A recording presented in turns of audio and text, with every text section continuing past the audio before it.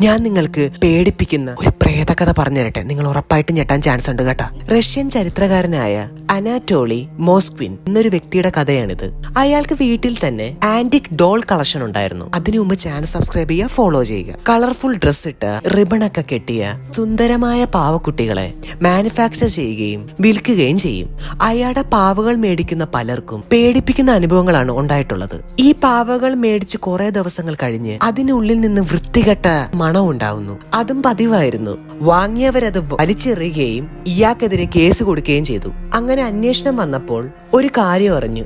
രാത്രിപാട് ഇയാൾക്ക് സിമിത്തേരി തോണ്ടുന്ന സ്വഭാവം ഉണ്ടായിരുന്നു. ഓരോ ശവക്കലറയും തോണ്ടി അതിനുള്ള അവശിഷ്ടങ്ങൾ എടുക്കും. ഉപ്പും ബേക്കിംഗ് സോഡയും വെച്ച് പ്രിസർവ് ചെയ്യും. മരിച്ച ആളുകളുടെ പേരിൽ സൂക്ഷിക്കാൻ വേണ്ടി ഓരോ പാവകൾ ഉണ്ടാക്കും. സൈക്കോ ആയ ഇയാൾ പാവകൾക്ക് മരിച്ചവരുടെ പേര് വിടും. എന്നിട്ട് അവരുടെ കൂടെ ഫ്രണ്ട്സ് ആക്കി ബർത്ത്ഡേ പാർട്ടിയൊക്കെ നടത്തും. അവസാനം ഇതിനെയെല്ലാം ഇയാൾ വിൽക്കും. അയാൾ ഒരു പാവ നിങ്ങൾക്ക് തന്നു. സന്തോഷത്തോടെ നിങ്ങളത് മേടിക്കുവോ അല്ലെങ്കിൽ അയാളുടെ കർണക്കുട്ടി നോക്കണം പൊട്ടിക്കുവോ? കമന്റിലൂടെ പറയുക.